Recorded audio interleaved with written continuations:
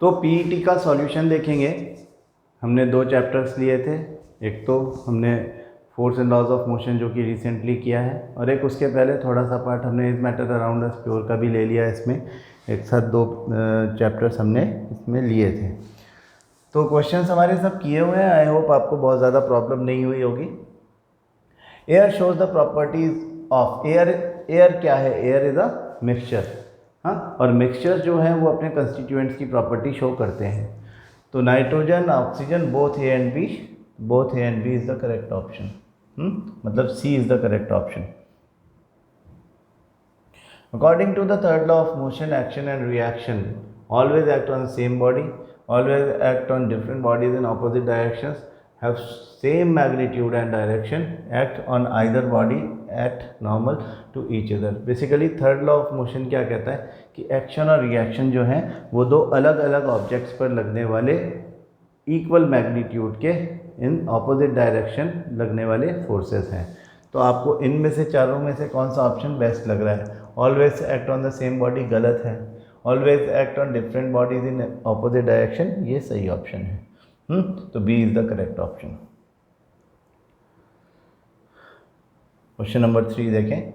The components of water can be separated by physical method. Physical method क्या होते हैं कि फिल्ट्रेशन हो गया, डिस्टिलेशन, मतलब सिंपल जिसमें आपको हीट देना है या फिल्टर पेपर यूज़ करना है या क्रिस्टलाइजेशन करना है, कोई केमिकल रिएक्शन ना हो। तो वाटर के कंपोनेंट्स मतलब हाइड्रोजन एंड ऑक्सीजन। किसी भी फिजिकल मेथड से आप कभी भी किसी कंपाउंड को ब्रेक नहीं कर सकते। वाटर इज़ अ कंपाउंड, ठीक है। तो इसका मतलब केमिकल मेथड से ही इसको अलग किया जा सकता है। अगर आप वाटर का इलेक्ट्रोलिसिस करोगे, मतलब इलेक्ट्रिसिटी प्रोवाइड करके उसको ब्रेक कर दोगे, उसके बॉन्ड तोड़ दोगे हाइड्रोजन और ऑक्सीजन के बीच के, तो हाइड्रोजन और ऑक्सीजन गैसेस रिलीज हो जाएंगी। A goalkeeper in a game of football pulls his hands backward after holding the ball shot at the goal. This enables the goalkeeper to exert larger force, reduce the force exerted by the ball on the hands. Yes, B is the correct option. हाँ, फिर भी दूसरे option देखने चाहिए। Increase the rate of change of momentum, decrease the rate of change of momentum. देखो ये option भी ठीक है ना। Rate of change and decrease the rate of change of momentum, F is equal to delta P upon T। Rate of change of momentum और force एक ही बात है। यहाँ पे डिक्रीजिंग फोर्स की बात हो रही है, यहाँ पे decreasing rate of change of momentum की बात हो रही है, तो दोनों सही है। तो यहाँ पे अगर आपने B और D दोनों में से कोई भी ऑप्शन लगाया होगा तो आपको मार्क्स मिले होंगे, है ना। Brass is a compound element, homogeneous mixture, heterogeneous mixture. Brass क्या है? Brass is an alloy and alloys are solutions या होमोजेनस मिक्सचर्स ना। ब्रास क्या है पता है ना आपको? ब्रास और ब्रोंज की अपन बात करते रहते हैं। तो ब्रास जो है वो कॉपर और जिंक का मिक्सचर है, और जब 2 मेटल्स आपस में मिलते हैं तो वो सॉलिड इनटू सॉलिड सॉल्यूशन कहलाता है। They are homogeneously mixed with each other. तो C is the correct option, homogeneous mixture. The inertia of an object tends to cause the object a to increase its speed. अब inertia जो है वो क्या कर रहा है? बेसिकली ऑब्जेक्ट जो है उसकी पोजीशन को चेंज करने के लिए जो एफर्ट किया जा रहा है उसको अपोज करता है ना। It is its tendency to oppose any change in its state of rest और state in motion, in state of motion. अगर कांस्टेंट वेलोसिटी से चल रहा है तो उसी वेलोसिटी से चलते रहना चाहता है। तो to cause the object to increase its speed, to decrease its speed, to resist any change in its state of motion. This is the correct option. To decelerate due to friction. So ना, तो C is the only option out of these. Nanometer is an instrument used for measuring micro distance. Instrument नहीं है वो, it is a unit, you can say unit. Basically वैसे तो number है unit भी, लेकिन अपन नंबर को यूनिट कह सकते हैं, इंस्ट्रूमेंट नहीं कह सकते।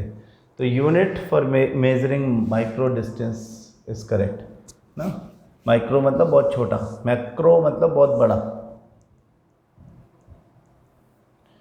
A passenger in a moving train tosses a coin which falls behind him, उसके पीछे गिर गया। उसने कॉइन को जब टॉस किया, कॉइन उसके ऑब्वियसली हाथ में होगा, जब वो उसे टॉस करेगा अपवर्ड, तो उस समय टॉस करते समय उसकी स्पीड जो थी उस हिसाब से कॉइन ऊपर जाएगा, और इनर्शिया ऑफ मोशन की वजह से हवा में भी कॉइन उसी स्पीड से चलेगा इन फॉरवर्ड डायरेक्शन जिस स्पीड से ट्रेन चल रही है। तो इस हिसाब से coin, the person and the train, all the three are moving in the same direction with the same speed. But अगर ट्रेन की स्पीड कॉइन को टॉस करने के बाद अचानक बढ़ जाए थोड़ी सी, तो कॉइन की स्पीड जो है वो तो वही रहेगी जो कि टॉस करते समय ट्रेन की स्पीड थी, और उसके हवा में जाने के बाद अगर ट्रेन की स्पीड बढ़ गई अचानक, तो कॉइन जो है वो बिहाइंड द पर्सन गिर जाएगा, क्योंकि कॉइन की स्पीड तो कम हो गई लेकिन the person and the train both are moving now faster as compare to earlier. पहले वाले केस में तो क्या है कि अगर स्पीड कांस्टेंट रहती है ट्रेन की तो कॉइन हाथ में गिरना चाहिए उसके, लेकिन अब हम ये मानते हैं कि स्पीड ट्रेन की बढ़ गई, इस वजह से कॉइन पीछे गिर गया। तो it means that motion of the train is accelerated. ये बात ठीक है ना। यूनिफॉर्म यानी कि स्पीड यूनिफॉर्म है, चेंज नहीं हुई। हाँ, रिटार्डेड मतलब कम हो गई, सर्कुलर ट्रैक मतलब डायरेक्शन बदल गया। तो अगर रिटार्डेड होगी यानी ब्रेक लग जाएंगे, तो कॉइन तो उसी स्पीड से चलता रहेगा, the person will slow down और कॉइन उसके सामने गिर जाएगा। स्पीड बढ़ जाएगी, एक्सेलरेटेड होगी, कॉइन पीछे गिर जाएगा। यूनिफॉर्म होगी तो उसके हाथ में गिरेगा। एक डायरेक्शन में मुड़ जाएगी तो जिस डायरेक्शन में पर्सन मुड़ गया है उसके, समझो राइट हैंड साइड मुड़ गया तो लेफ्ट हैंड साइड में, लेफ्ट हैंड साइड मुड़ गया तो राइट हैंड साइड में कॉइन गिर जाएगा। इनर्शिया के प्रैक्टिकल एग्जांपल्स हैं। An object of mass 2 kg is sliding with a constant velocity of 4 meter per second on a frictionless horizontal table. The force required to keep the object moving with the same velocity is। अब same velocity से अगर move करना है यानी constant velocity से, तो इसका मतलब ये हुआ कि v और u दोनों बराबर होंगे। हाँ, ऑब्जेक्ट ऑफ मास 2 kg, वो कह रहा है कि कितना फोर्स लगाएं, तो F is equal to m v minus u upon t, where v is equal to u, तो v minus u would be 0, तो m into 0 upon t that is 0। No force, हमारा न्यूमेरिकली हम इसको prove कर सकते हैं कि there will be no force, zero force. हाँ, तभी वो सेम वेलोसिटी से चल सकती है। अदरवाइज थ्योरी भी हमारी यही कहती है। थ्योरी क्या कहती है कि अगर कोई ऑब्जेक्ट कांस्टेंट वेलोसिटी से चल रहा है तो वो कांस्टेंट वेलोसिटी से ही चलता रहेगा, first law, until unless some external unbalance forces applied on it. हमने कहा था इसे दूसरे तरीके से यूं भी बोल सकते हैं कि अगर कोई ऑब्जेक्ट कांस्टेंट वेलोसिटी से चल रहा है तो इसका मतलब ये हुआ कि उस पर लगने वाला एक्सटर्नल अनबैलेंस फोर्स 0 है।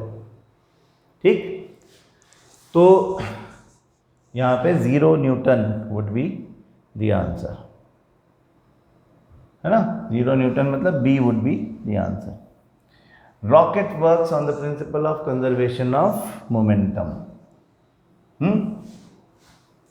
F1 equal to minus F2 third law of motion पर ही डिपेंड करता है, जो इलेबोरेट करता है conservation of momentum. Which of the following is a compound? Stainless steel is a mixture, alloy है, ब्रोंज भी अलॉय है, graphite is an element, hydrogen sulphide, yes, D is the only option correct. The water tanker filled up to 23 of its height is moving with it is actually not 23, it is 2/3 of its height is moving with a uniform। 2/3 का मतलब ये है कि उसका समझ लें कि 66% part भरा हुआ है। टैंकर है, वाटर टैंकर है, टैंकर आपने जाते हुए देखे होंगे ट्रैक्टर के साथ में, है ना।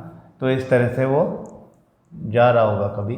तो कह रहे हैं कि water tanker filled up to 2/3 मतलब इतना भरा हुआ है कि मान लें आधे से ज़्यादा भरा हुआ है।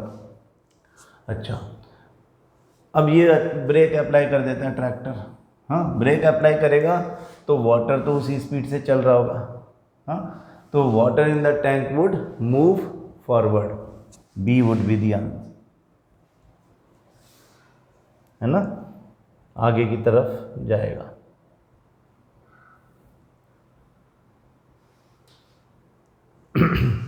The process use to separate oil and water is, oil और वाटर को हम रख देते हैं सेपरेटिंग फनल में, वो अपने आप ही अपनी डेंसिटी के अकॉर्डिंग ऑयल ऊपर वाटर नीचे सेटल हो जाते हैं। तो separating funnel, C is the correct option.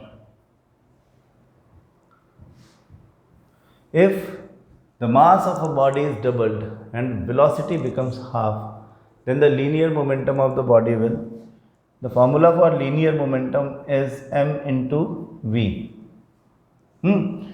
तो अगर mass of a body is doubled and velocity becomes half तो कोई फर्क नहीं पड़ेगा, हाँ तो momentum remains same, A would be the answer।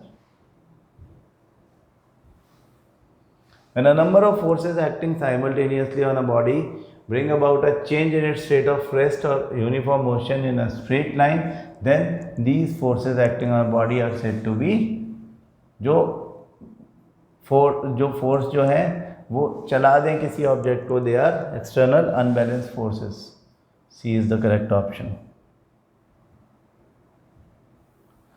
When a car at high speed makes a sharp turn, the driver in a car tends to get thrown to the side opposite to the turn. This is due to inertia of direction. Inertia of direction, D is the correct option. A man is standing on a boat in still water. रुके हुए पानी में आदमी boat पर खड़ा हुआ है। If he walks towards the shore, अगर वो शोर की तरफ चलने लगेगा, बोट में चलने लगेगा, ये नहीं बोट से उतर के बोट में चलने लगेगा, तो what would he be doing, वो बैकवर्ड डायरेक्शन में बोट को फोर्स लगा रहा होगा, तो boat will start moving away from the shore. तो A, move away from the shore, A is the correct option. हमें अपना ऑप्शन ए में ही मिल गया, लेकिन फिर भी हम बाकी ऑप्शन देखेंगे, क्या पता कोई बेटर तरीके से कही गई बात हो। मूव टुवर्ड्स द शोर गलत है, रिमेन स्टेशनरी भी गलत है, नन ऑफ दिस ठीक है, तो A is the correct option.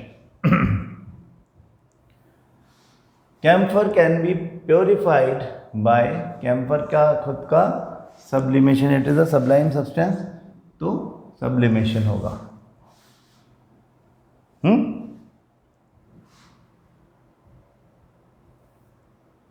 Which of the following is an incorrect statement? Mass is measure of inertia of a body, सही बात है। Newton's first law of motion is the law of inertia, ये बात भी सही है। Unbalanced force produce constant velocity, no। Unbalanced force create acceleration। Newton's third law talks about the direction of the force, ठीक है, ये बात भी सही। तो C is the only one which is incorrect। Now the last question is what 20 question का ही paper था। A sample contains two substances and has uniform properties। Sample में दो substances एक साथ हैं और uniform properties हैं। The sample is a compound, a heterogeneous mixture, an element, a homogeneous mixture। अब आप देखो यूनिफॉर्मली मिक्स्ड एक सैंपल है, दो सब्सटेंसेस हैं, प्रॉपर्टीज़ यूनिफॉर्म है, तो अगर प्रॉपर्टीज़ यूनिफॉर्म होंगी यानी एक जैसी प्रॉपर्टी ही शो कर रहा होगा। तो प्रॉपर्टीज़ क्या क्या हो सकती हैं, हम अगर देखें कि हम उसे ऑब्ज़र्व करते हैं तो हमें लगता है कि भाई जो कंस्टिट्यूएंट पार्टिकल्स हैं वो यूनिफॉर्मली मिक्स्ड हैं, तो अगर हम फिल्टर करेंगे तो फिल्ट्रेशन में आर पार हो जाएगा। हाँ, हालांकि ये कंपाउंड में ही हो सकता है, कंपाउंड में भी हो सकता है, लेकिन टू सब्सटेंसेस कंटेन करता है, इसका मतलब ही है कि वो मिक्सचर है ना। तो कैसा मिक्सचर होगा? होमोजीनस मिक्सचर होगा, जिसमें दो कंपोनेंट्स यूनिफॉर्मली मिक्स्ड टुगेदर, एक दूसरे से यूनिफॉर्म मिक्स हो गए होंगे। तो ये आपके आंसर्स हो गए। आई होप आपने इजीली इसको किया होगा। हाँ, अब कल की क्लास में हम नई बात शुरू करेंगे, हमारा रिवीजन जैसे चल रहा है उसको कंटिन्यू रखेंगे। Thank you.